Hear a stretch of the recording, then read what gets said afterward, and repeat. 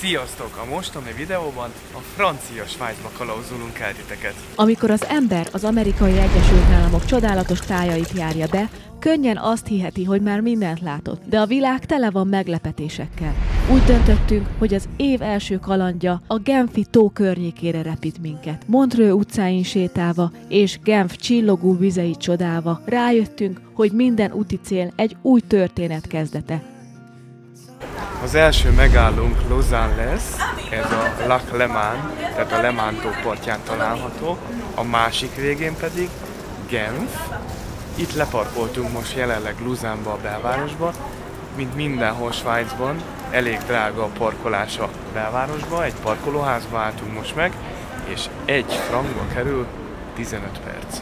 Itt sétálunk most a belvárosba, a metró megállóhoz közel, hiszen Lausanne-ban metró is található, egészen pontosan 28 megállóval.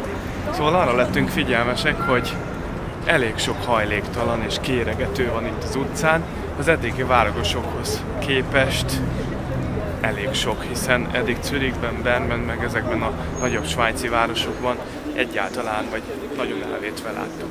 Úgy kezdődött a mai napunk, hogy a memóriakártyánkat nem találtunk, vagyis az évünk első videója, hogy a memóriakártyánkat nem találtunk.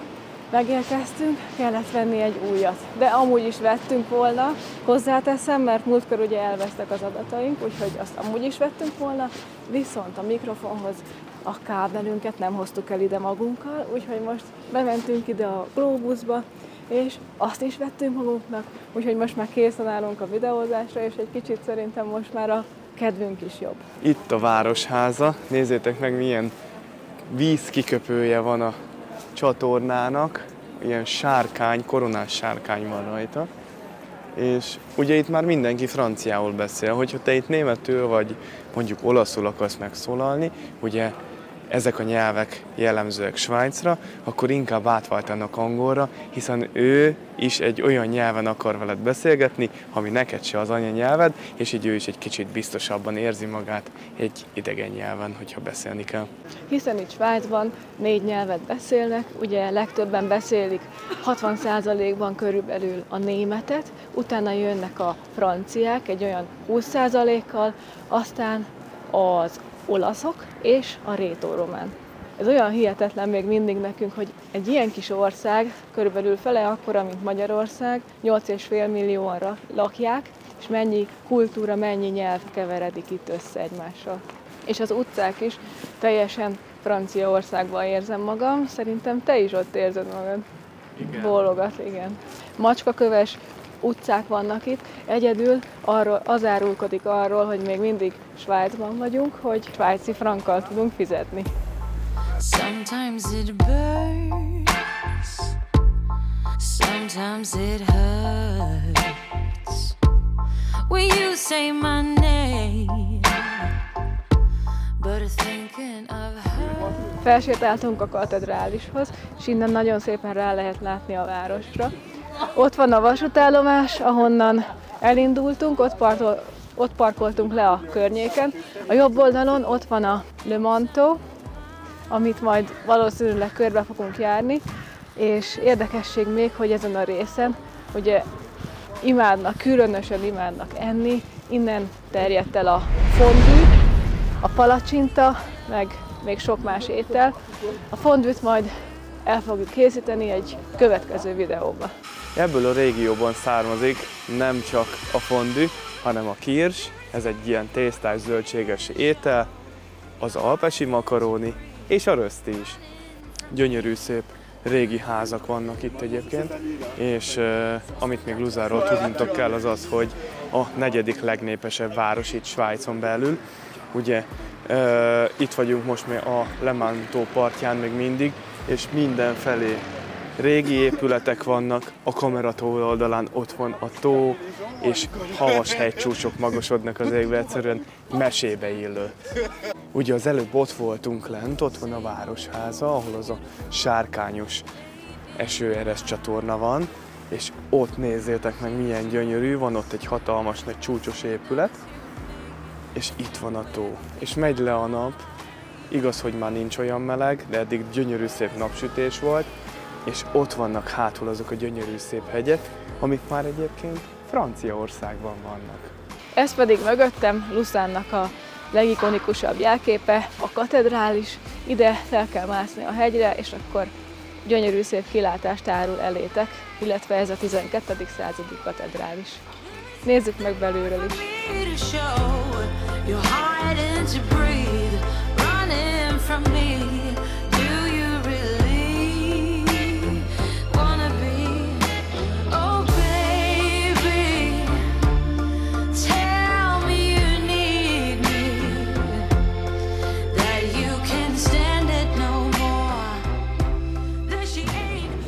Ez nagyon szép volt, de most menjünk lefele. Tudtátok, hogy Lucán olimpiai főváros, hiszen itt működik a Nemzetközi Olimpiai Bizottság. Mi most ugyan nem fogunk metrózni, de érdekességként viszont elmondom, hogy itt található Európa legmeredekebb metrórendszere, úgyhogy ha esetleg metróznátok, akkor próbáljátok ki. Na, Tamást elvesztettem.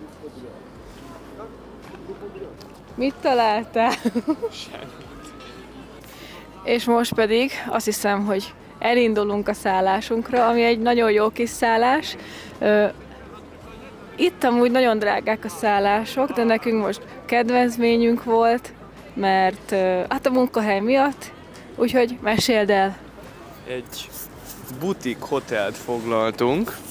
Na, feltettem a mikrofont. Szóval egy butik hotelt foglaltunk Montreux környékén, és Montreuxbe is szeretnénk még egy pár képkocka erejéig még a sötétedés előtt bemenni. Reméljük, hogy lesz rá mód. Eléggé be van borulva, remélem, hogy esni nem fog legalább. És utána pedig 1000 méter fölé fogunk felmenni, és egy jó kis butik hotelbe fogunk eltölteni 2 éjszakát.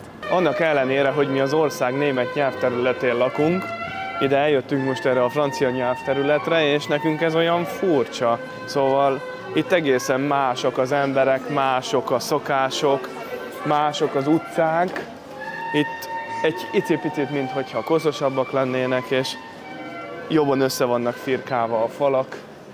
Ahol mi lakunk, ott nincsenek ilyenek, szóval ez nekünk egy picit ilyen furcsa, ott olyan teljesen olyan nagyon kimértek, és mondhatni már unalmas is az élet.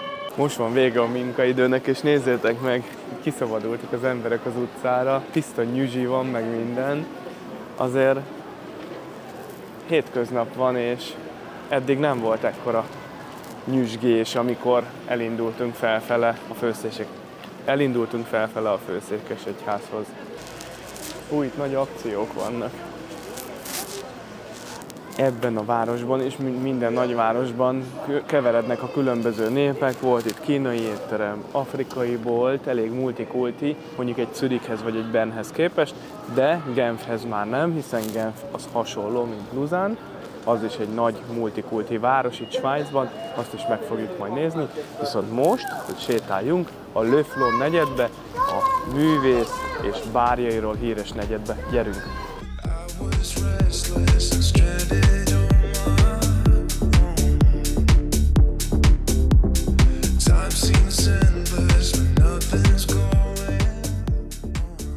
Itt a város közepén pedig működik egy ilyen pékműhely, ahol házi, kézműves, bagettet, meg mindenféle kenyereket lehet venni.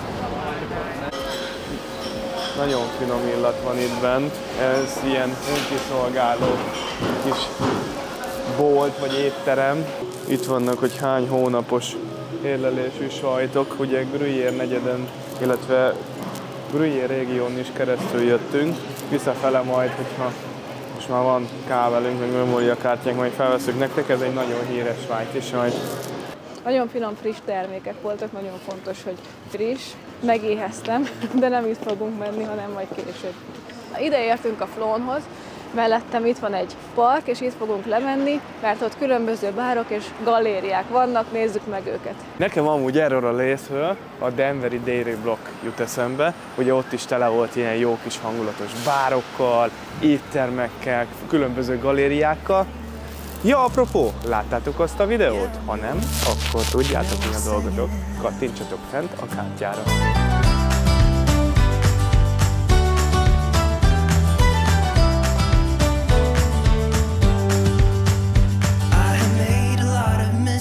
'Cause I have been too self-involved, been protective of my feelings, but somehow you made me fall. You got underneath the surface and you shattered every wall. And I know I got that feeling, there's no question anymore.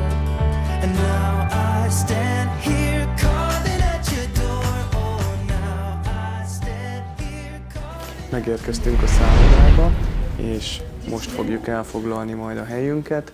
Nagyon kíváncsiak vagyunk, hogy milyen szobát kaptunk. Menjünk fel a lifttel.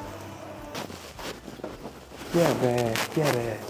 Megérkeztünk a szobába, és hát nem nyertük meg az 5-ös lottót, hanem most szerencsénk volt, és kedvezményesen a munkahely által ki tudtuk bérelni ezt a szobát sokkal-sokkal olcsóbban, mert amúgy olyan 400 frank körül van, pont most, mert ugye főszezon is van, itt van egy séterület mellettünk, és hát ez egy butik hotel, így néz ki, szép minden fából van, és nézzük meg a fürdőszobát is gyorsan. Fahatású csempe. Nagyon szép. Of my heart to reassure that it couldn't break to pieces and be left alone once more. You got underneath the surface and you shattered every wall. And I know. Gyertek, menjünk, nézzük meg, milyen egy igazi svájci reggeli. Szóval így is néz ki egy francia svájci reggeli. Van itt citromos víz, amivel lehet indítani, vannak péktermékek, vannak itt mindenféle édességek, vajkitéve, gyümölcsök, különböző felvágottak, tojás, a gruyère sajt is ki van téve természetesen, van francia camembert is, vannak lekvárok, és nézzétek csak magadnak, tudod, a friss narancslevet kifacsarni. Kávé, joghurt, utána pedig egy kis sütemény. Nem tudom, mi lesz ennek a vége. Most pedig akkor elindulunk a tó körüli túránkra, és először mutasd meg, hogy hova megyünk. Ott van a kezedbe. Megtöltjük az üvegünket.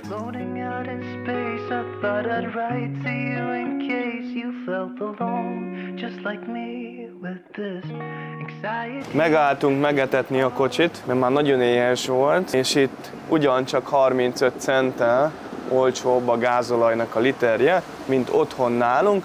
Otthon nálunk olyan 1,90 és 2 frank körül mozog, itt pedig 1,73 fél. És mindjárt meg fogjátok látni, hogy hova is érkeztünk.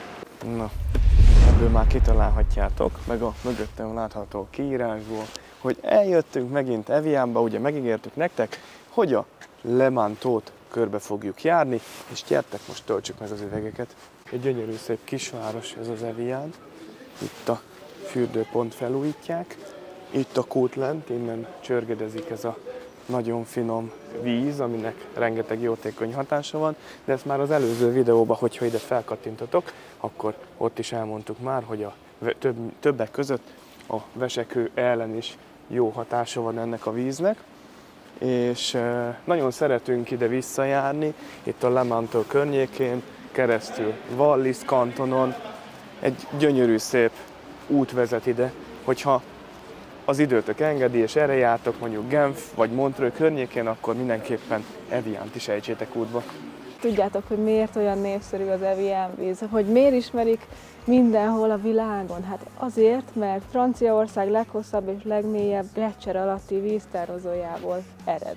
A csapadék a francia Alpokból átszűrődik ásványi rétegeken keresztül, ahol fontos ásványi anyagokat, mint például kalciumot, magnéziumot, káliumot és bikarbonátot szerez be, és a pH értékét enyhén lúgos szintre 1,2-re emeli. Tehát a vízben van magnézium, ami támogatja az ideg- és izomfunkciókat, valamint a csontok egészségét, kálcium, ami jó a csontoknak szintén, és a fogaknak. Ott a kút előtt, ott van a fürdő, amit még mindig felújítanak, ugye múltkor is, amikor itt voltunk, akkor is eső volt, és még akkor is újították a fürdőt, hogyha jól emlékszem, akkor az 1 évvel ezelőtt volt, és még sajnos mindig nincsen kész. Ezek az összetevők miatt teszik a világon mindenhol ismerté az Eviant és prémium vízzé, mert ilyen tisztítási folyamaton megy keresztül ez a hihetetlenül friss gleccservíz.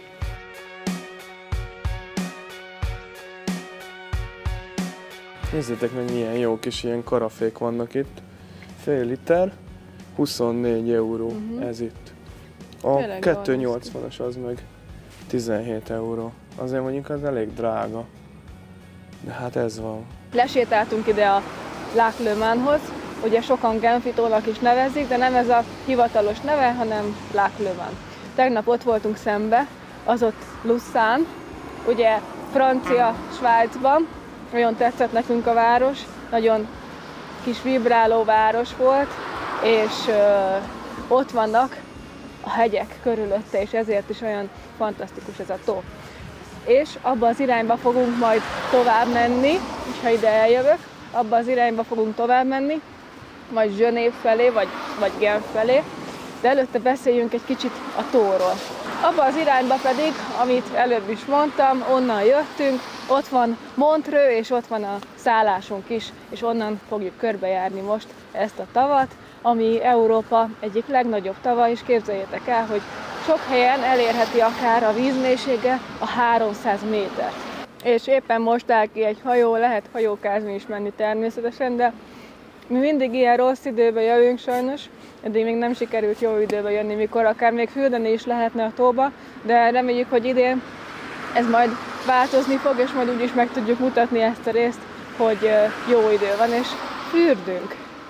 Hiszen ide szoktak, erre a részre szoktak ide kitenni ilyen mobil mólókat. Igen, így van.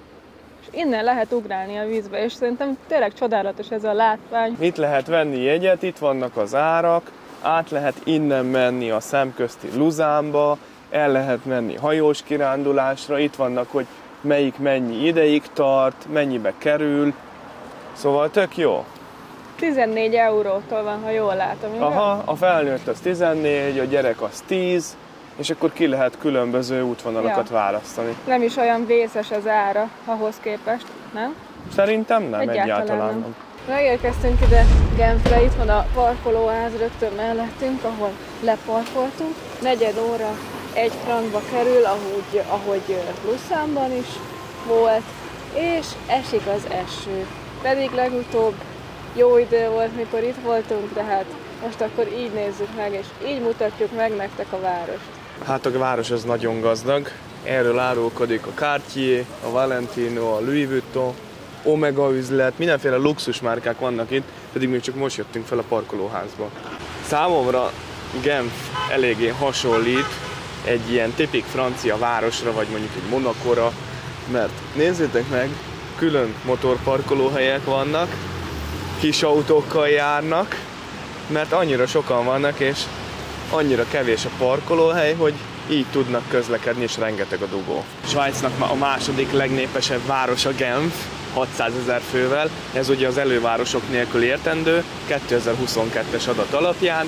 Itt vagyunk a Le Mans tónak a túlvégén, a nyugati végén, és holnap pedig a másik végére is el fogunk majd látogatni. Genf Svájcnak a második legnagyobb városa, körülbelül 600 000 ember él itt, és ennek a 40%-a külföldi. És rengeteg luxusüzlet van, meg luxushotel van itt a városban, ami nem is véletlen, hiszen Genf az egyik leggazdagabb város. Számos nemzetközi szervezet is van itt, köztük az ENSZ, meg a Vöröskereszt is, és Genf különösen híres az óraiparáról is. Érdekességként elmondom, hogy egy Patek Philippe múzeum is található itt, aminek van egy magyar vonatkozása. Méghozzá az a magyar vonatkozása, hogy az első csuklóórát Patek Philippe 1868-ban egy magyar grófnődnek, Kostszovisznének készítette. Ezeken kívül nagyon fontos banki központ, ugye Genf, hiszen rengeteg bank található, Arab Bank, Claire Bank, és nagyon sok privát bank is megtalálható még itt a városban. Rengeteg országból járnak ide, és teszik az emberek be a pénzüket, ugye a messzi földön híres svájci bankokba. Itt szerintem egyáltalán nem számít pár 10 000 frank, hiszen annyi pénze van az embereknek, hogy az ilyesmi meg se kottyan. Nézd körül aki oda megy bevásárolni, annak biztos, hogy nem. Ott állnak sorba az emberek. Mit szólsz? Gyere, szórjunk el mi is egy pár 10 000 frankot. Azt szólom. Itt van egy használt üzlet, ahol márkás cuccokat, luxus márkás üzlet, márkás cuccokat lehet venni. Ott van egy táska, pontosabban. Louis Vuitton Az 800, a pénztárca 400. Ez a bőrönd 1003. Bele sem merek gondolni, hogy újonnan mennyi. Biztos, hogy ilyen 2000 körül lehet. Igen, de csak ez is egy érdekesség, hogy így használtan is meg lehet venni jó állapotba. És rengeteg pékséget is látunk itt, csak az a különbség, hogy itt rohadt drága a péktermék, most pedig Franciaországban legalább 6 ilyen rusztikus bagettet vettünk 12-ért, még itt szerintem olyan 2 darabot tudnál annyiért megvenni.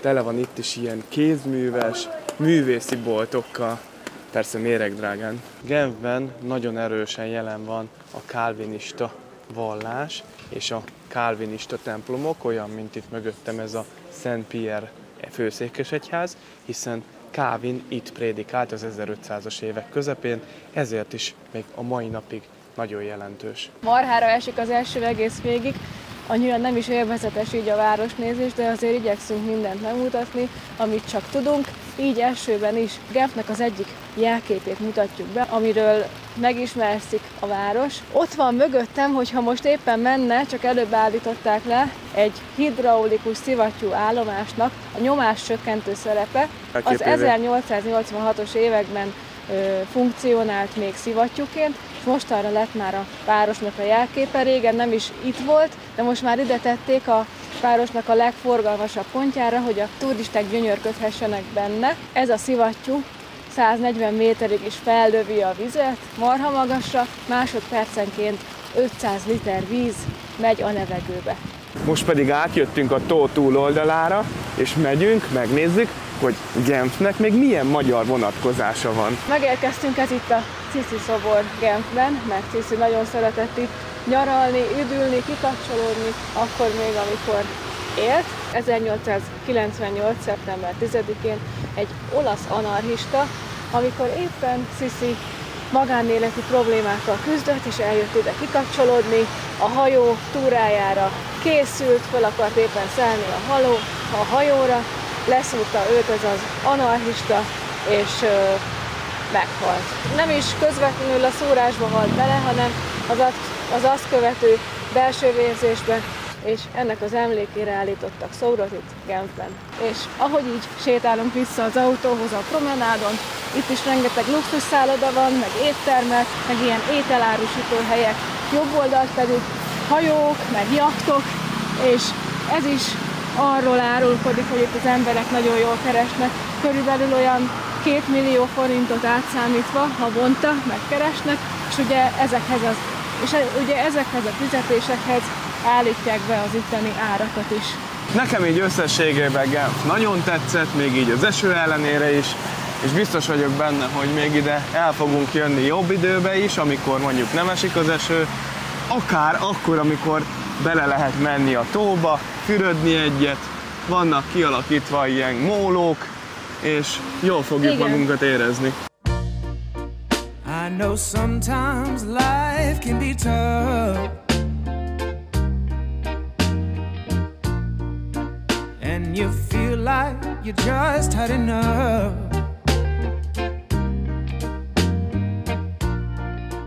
When you're thinking.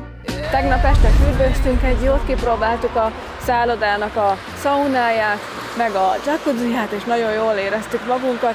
Nagyon jó volt a szállás, úgyhogy nincs okunk semmiféle panaszra, és most is még itt vagyunk a Genfi tónak a partján. Ez itt mögöttem a Chillon kastély, amit meg fogunk ma nézni először.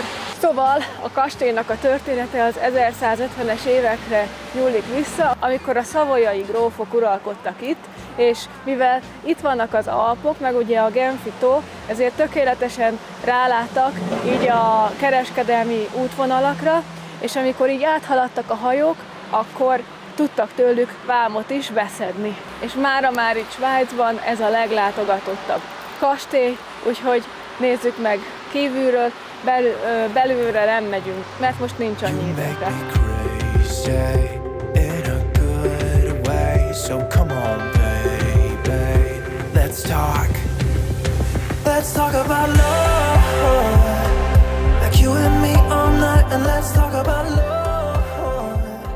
Nézzétek, megnézzetek körül, szerintem nem véletlenül ez lett Svájcnak a leglátogatottabb kastélya, hiszen tényleg itt van a Genfi tó, és itt van az Alpok, amire rálátni, a jegyárak pedig a felnőtt 15 frank, a gyerek pedig 7. És most megérkeztünk ide Montreuxbe, itt állunk a tóparton, ami körülbelül 13 kilométer hosszú. Onnan jöttünk, és innen rá lehet látni arra a domboldalra, ahol szőlőültetvény van, ami a világörökség részét képzi. Nagyon jó borokat készítenek itt ebben a régióban, kiváló itt a klíma. És ezen a tóparton, hogyha így végig sétálunk, akkor különböző egzotikus növényekkel találkozhatunk, és még van egy érdekesség, amit mindjárt látni fogtok, ha jöttök velünk. És milyen szerencsénk van most, hogy nem esik az eső, igaz? Igen, tök jó, itt van az esőriasztónk, és nézzétek meg, ott hátul, nézzétek meg, hogy le van szakadva a felhő, folyamatosan esik az eső, eddig itt is szakadt, úton a kastély felé esett végig itt Montreuxbe, és most, hogy visszajöttünk ide, ami körülbelül innen Montreux belvárosától 3 kilométerre található, nézzétek, nem esik, és annyira örülünk, hogy tudunk egy kicsit itt sétálni. A Merci említett az előbb nektek egy érdekességet itt a sétányon. Nem ez a nyitott piac épülete az érdekesség, nem az ugrálós tég, hanem nézzétek csak ki van ott. Freddy bácsi! Most ide nézzétek! Vannak amúgy vállalkozó kedvük ebben a hideg időben is, akik ilyenkor fürdenek. A Queen először 1978-ban utazott ide Montreuxbe, itt Svájcba, és vette föl a Jazz című albumot, és akkor alakult ki a Queen, Freddie Mercury és Montreux között egy nagyon különleges kapcsolat, hiszen annyira megtetszett az együttesnek ez a nyugalom, ez a gyönyörű természet itt, hogy megvásárolták a Mountain Studios-t itt, és több albumot is fölvettek. Többek között a Jazz, a Hot Space, a Kind of Magic, a The Miracle és az Innuendo, valamint a Made in Heaven című albumokat is itt vették fel Montreuxben. Freddie Montreuxt a nyugalom szigetének tekintette, nem csak az együttessel, hanem miután az AIDS betegséget diagnosztizálták nála, itt Montreux utcáin szabadon sétálhatott, nem úgy, mint Londonban, nem kellett a médiától és az újságíróktól tartania, nyugodtan el lehetett itt, ezért is vásárolt itt a Genfi tó partján egy házat. Szóval ez lenne Freddie Mercurynek, Queennek és Montreuxnek a kapcsolata. A szobor 1996 óta állít emléket Freddie-nek itt Montreuxben. Na és itt van a Queennek a stúdiója, ennek az épületnek a belsejében. Itt be kell menni a kaszinóba, és bal oldalt végig lehet menni, és meg lehet nézni a stúdiót. Szóval bejöttünk az épületnek a belsejébe, és itt van mögöttem a stúdió, ahol felvették ezeket a híres lemezeket. Itt van mellettem ez a híres fellépőruha, ugye, amit Freddie viselt. És nézzétek meg, hogy ez milyen érdekes, ez a fellépőruha, tele van szemekkel, és képzeljétek el, hogy ez a stúdiótúr, ez teljesen ingyen van, ahhoz képest, hogy ugye itt vagyunk Svájcban, minden méreg drága, de ez itt ingyen van, úgyhogy ti is gyertek el nyugodtan, nézzétek meg.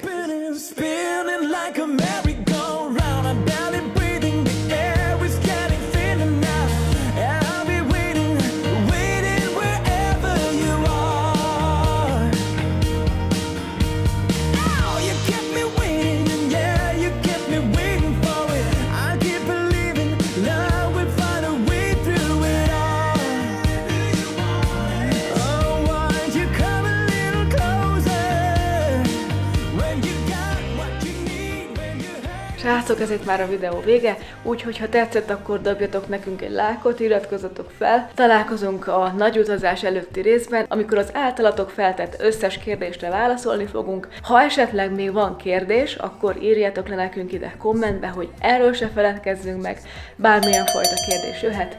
Úgyhogy mi már készülünk, tartsatok velünk legközelebb is a következő kalandunkban. Sziasztok!